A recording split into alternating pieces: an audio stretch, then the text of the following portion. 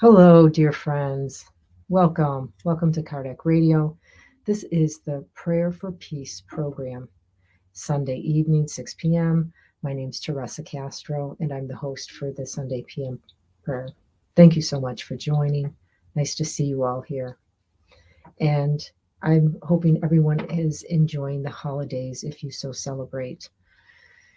Remembering Christ's footsteps of his last days as a man in an incarnated body, of what he faced and what the beautiful messages and teachings he brought to us through his life and his physical death, and then again his resurrection. So today we are going to have a message on the response to aggression. And you might be asking, if this is a prayer for peace, why are we talking about aggression? Well, my brothers and sisters, let us remember that right now in our evolution, it's an easy way for us to learn is between duality. As we understand the opposite, we can understand the opposite better. So between love and hate, as we understand hate, we can better understand what love means, and vice versa. So here we talk about aggression to better understand and learn about peace. So if you look at a general definition of peace, there's many definitions out there, but one of them was freedom from disquieting or oppressive thoughts and emotions. So that talks about peace, right? Just listening to it, I feel peaceful. And one of the antonyms of peace, and so this means, an opposite word of peace, is war. There are many, but war is one of the opposite of peace. And so again, we can learn through studying the opposite. That it's that duality thinking that we very much have gotten a handle on, and in terms of learning. So this message today about aggression is from JoAnna de Ângelis in this very tiny little book. It is entitled Recipes for Peace. So very appropriate, right? And chapter 18 is aggression. And this is what JoAnna has to say.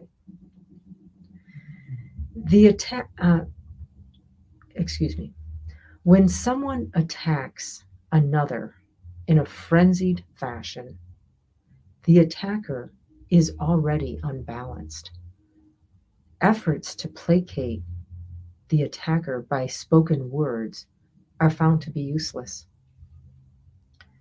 The aggressor finds themselves psychologically dominated by the instinct of destruction. Lacking the moral values to overcome the upsetting circumstances or occurrences, attackers allow themselves to be overpowered by irrational irascibility and attacks with violence. Because the aggressor's will is perverted and they cannot control their impulses, they discharge their frustrations and conflicts on those who in any way confront them, do not submit to them, or who provoke them. The aggressions begin to take form with a malevolent mental reaction, which is not always expressed in words or gestures, but which becomes habitual until the point of external eruption in the form of provocation and physical clash, when it is transformed into a senseless blow or an attitude with unpredictable results. The only possible behavior the victim should assume is that of nonviolence, disarming the aggressor by inner harmony, even if at the expense of suffering and humiliation.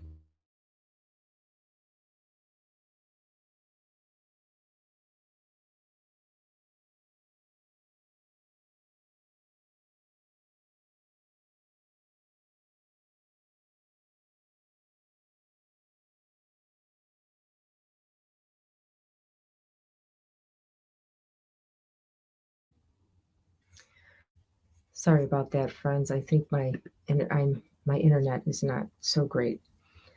So coming back to the story,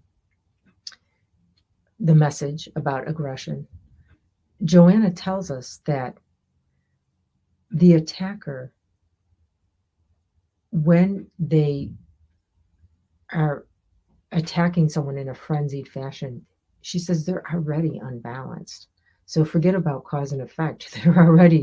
Here's already the effect. They're unbalanced to even do that. So she's pointing out to us that when we're in this mode of behavior, and either behavior in words and even thinking, that we're still functioning from the animal kingdom. We're functioning from our instincts. We're not using our higher faculties.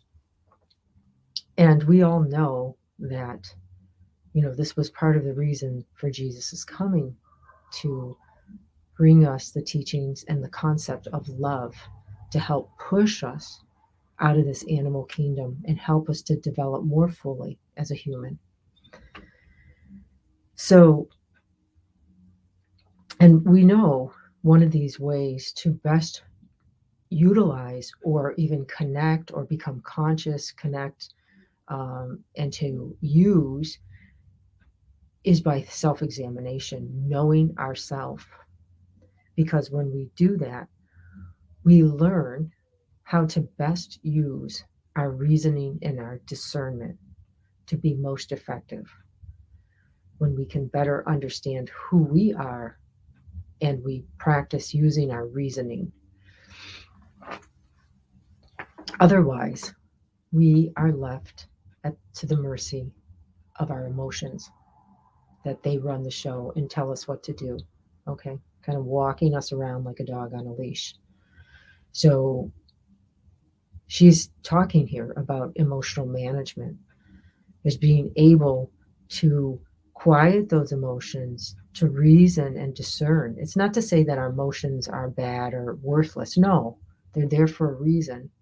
So we need to examine them and better discern and how to use them to be more effective and not cause more disharmony.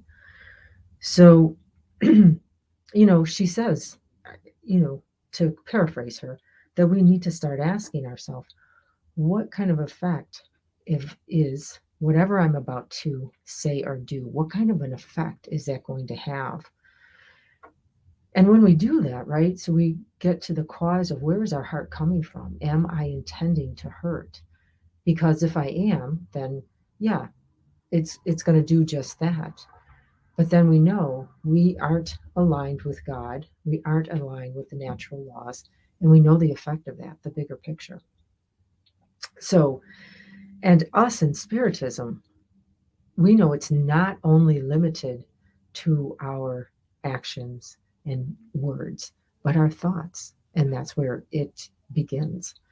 So that whole idea that what we put out there is coming back at us. It's kind of like, I think we should rename it the law of the boomerang. But it's the law of causation, the law of cause and effect, right? And the thing we need to really appreciate about that is it may not be in that instance with that person or that situation when we feel the effect come back or the reaction come back. It may be in another lifetime. And this is why Jesus said, forgive and reconcile while you're on the way. So we better know. Otherwise, we get into this next life and we're like, why is that person persecuting me? We don't understand. We don't have the memory. So another point that JoAnna brings out here is that she says that the attackers or these people practicing violence, that they allow themselves to be easily angered and irrational. So it's almost like you feel that trigger and you go with it. They allow it. So what is this telling us? When we allow, this is a use of our will. So it does come down to choice, and we can make another choice. Yes, our brain is like a computer and it picks up all kinds of energies and thoughts, and we're picking up things constantly. But What we do with it, how we react, or how we entertain it, that's on us, right? That's our choice. And if we see it's something that is not so aligned with God or the natural laws, let it go. Change your thinking, redirect, get out of there, okay? Because she says it's when it becomes habitual that it's going to erupt and it's going to manifest. And we know that, right? If we think about something enough, it crystallizes and it eventually manifests. So this is what she points out, the habitual, and then you have the external eruption. And she says people who are violent or attacking, they have a perverted will. The will is not aligned. And just for the mere fact that they attack or they want to attack. So, of course, all of us have done this at some degree.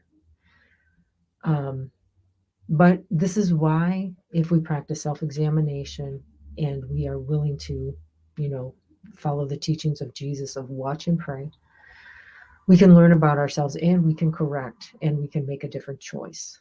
Okay. So this is what we're here to learn, right? It's a school. So this is appropriate for us to be learning this. So we don't need to get guilty or, feel bad about ourselves. We just need to learn and then move on and make a choice and do it differently next time, or maybe go back and apologize, make your reparations, whatever. Now, she gives us the recipe, right? She says the best reaction to aggression is what? Nonviolence.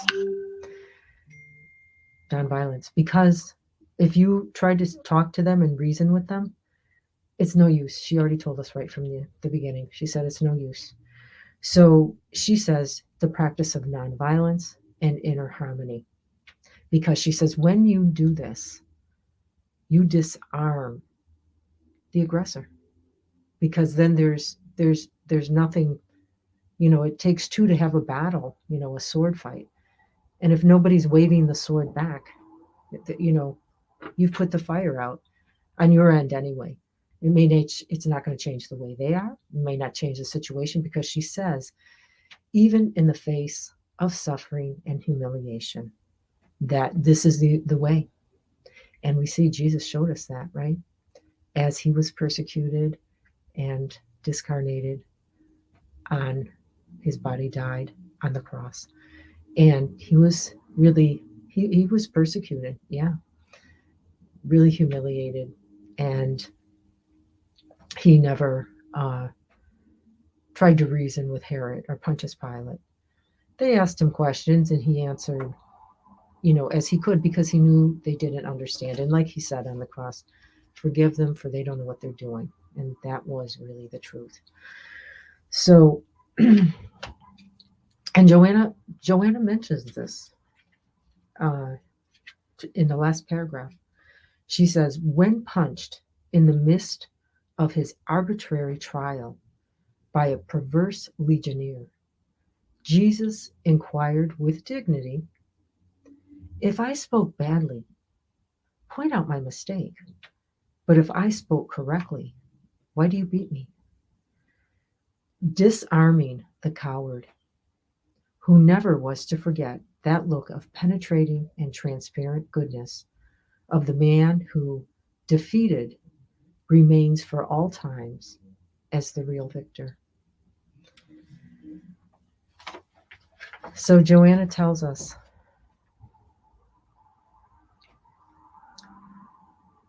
it is better to lose, seemingly, on the outside. Well, she asks us a question. She says, is it better to lose just so you can stroke your ego and you don't have to look foolish to somebody else? Or is it better to lose? And I don't know if I said that correctly. So is it better to win so you can stroke your ego and not look foolish to other people and be superior? Or is it better to lose in the face of wisdom and prudence? Because she says, what you lose on the outside, what it looks to other people. You're being humiliated. Oh, you made a fool. Is you gain on the inside tolerance, inner peace, patience, compassion, forgiveness, and to remain in alignment with the teachings of Jesus Christ. So it's a very powerful recipe, and I hope it was meaningful for all of you in better understanding aggression, and therefore better understanding the idea of peace and how we can bring peace, because we hear this over and over, that peace begins within each of us if we want a world peace. And so here is the example, not the example, here's the recipe, here's the directions, is to practice nonviolence in the face of violence. Yeah, it's easy to, go for a walk in the woods and feel very nonviolent. But when people are slandering us, yeah, it's not so easy. When people are purposely lashing out, or maybe, mentally unstable and becoming physically abused, there can be all kinds of violence. But the point is that we may suffer, but this is temporary. But that inner strength is not temporary. It is not temporary. We take that with us. Okay, my friends, it's time to pray. So let us close our eyes if you can and turn inward, recognizing ourselves as children of God. And we say hello to Mother, Father, God.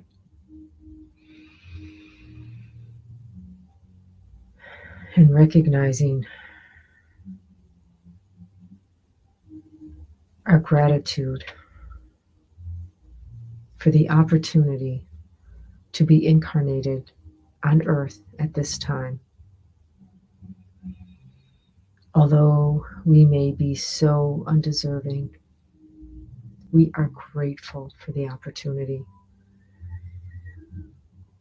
And we thank all those elevated spirits who have left us so many beautiful books, messages, lessons, and who continually support and inspire this planet in our journey toward transformation. We honor you. We bless you. We ask for your blessings. And we send deep, deep, deep, deep from our hearts waves of gratitude, love, thankfulness for all that has been done for us. And let us pray. And in this prayer, we recognize we can do for our brothers and sisters by visualizing waves of hope, peace, consolation, comfort, waves traveling around Mother Earth, saturating all dark crannies, nooks and crannies on earth, finding its way to the most troubled hearts, those facing harsh trials.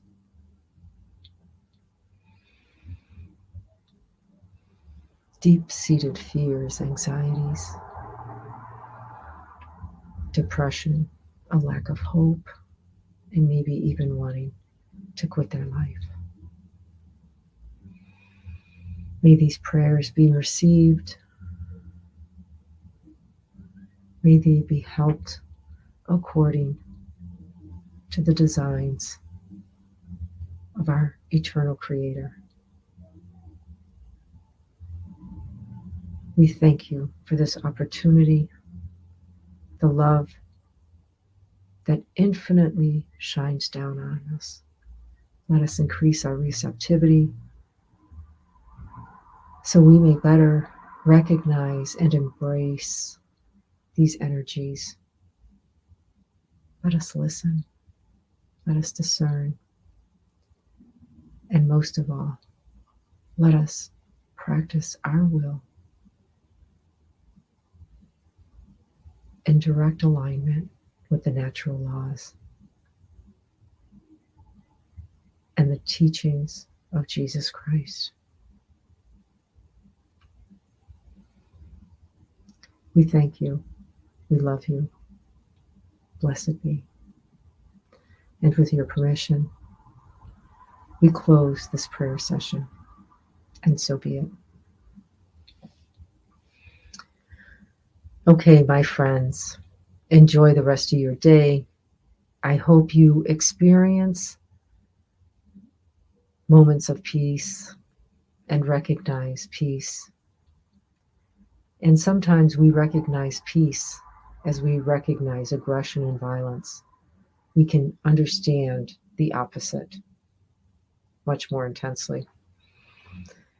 Be well, be safe, and let's all remember to help somebody else. See you next week. Same station, Kardec Radio, where we are always nourishing our souls. Thank you.